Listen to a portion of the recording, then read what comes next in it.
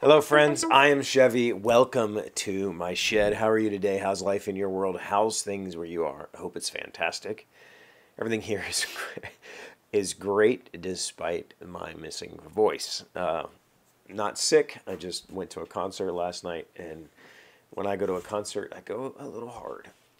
So we went to see the Interrupters, like a punk ska band, and we were supposed to also see Frank Turner. We were excited about both. Like, we love Frank Turner, we love the Interrupters.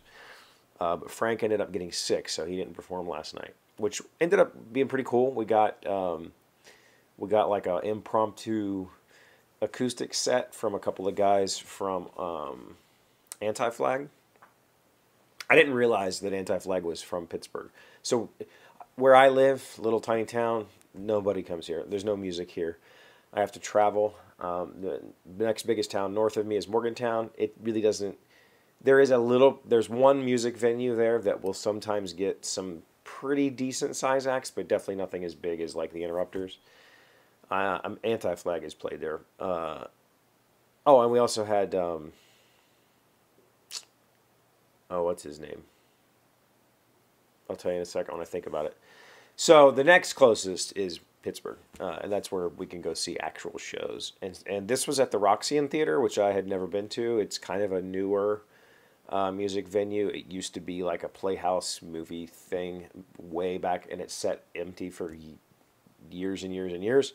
Somebody bought it and renovated it and turned it into a live music venue, and it was fantastic. Very, very nice venue. My favorite part of it was that the pit is lower. So if you want to be up front, you can be, and you're going to be down, and the people that are like kind of on the main, like where the bars and stuff are, we can see over those people. So I like that. Basically, it gives you like, for M is 5'2", and my kids are 5'4", 5'6", 5'8", maybe. They can't see at a show like that. So it was nice to be able to, we kind of worked our way to the front of the top section. There's also a balcony, but we were able to work up front and see the show. So, it was an amazing show. If you haven't seen the Interrupters, I really recommend going and finding them. They're super high energy, super freaking fun.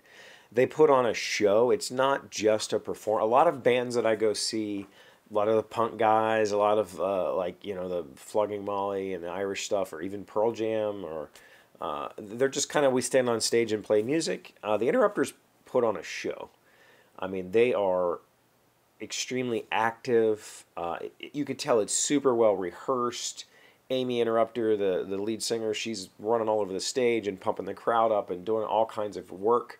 They have, awesome lighting. They have beach balls usually come out at some point, poppers with confetti. Like, it's a show, and it's really fun. It's really, really, really fun. And they're very, their music is exciting and upbeat. So it was a great show. But while I was there, I was thinking, I completely forgot. I wanted to talk yesterday about a thought that I had on Friday. Friday, I told you my kid, Roland, my oldest, got to perform at the state capitol. The West Virginia Department of Education puts on a show every year they call Arts Alive, which is like a showcase of all the top talent from youth performances around the state. It's kind of a talent show kind of thing. They have marching bands and individual acts and theater performances and just all kinds of stuff. And so the monologues that she performed at the state state thespian competition got selected to be a part of this showcase. So Em and I drove to Charleston on Friday to see her perform. And what they did for the theater showcases, so they'd have bands and stuff.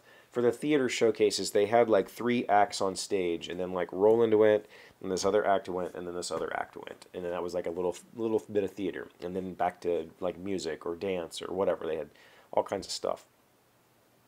So in Roland's little group, she did her monologues first. She got to go first. She did her drama and her comedy monologue, and they were fantastic. I teared up. I was crying. like, not bawling, but I was crying. There was, you know, you would have seen moisture running down my face. It was actual tears.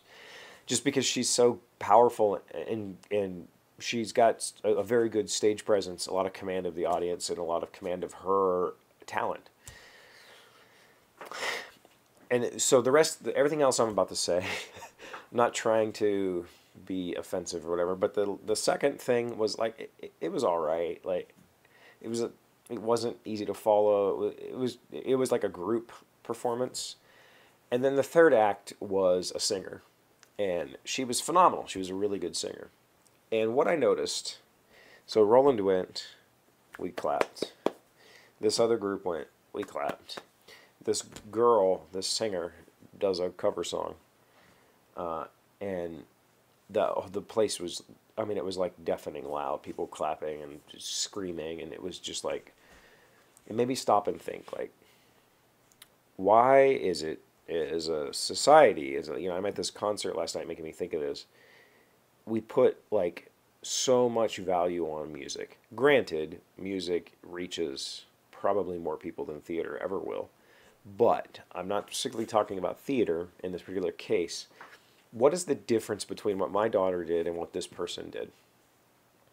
This person was obviously super talented. She's a very good singer. She had a huge range, just really, really excellent singing. But what her skill,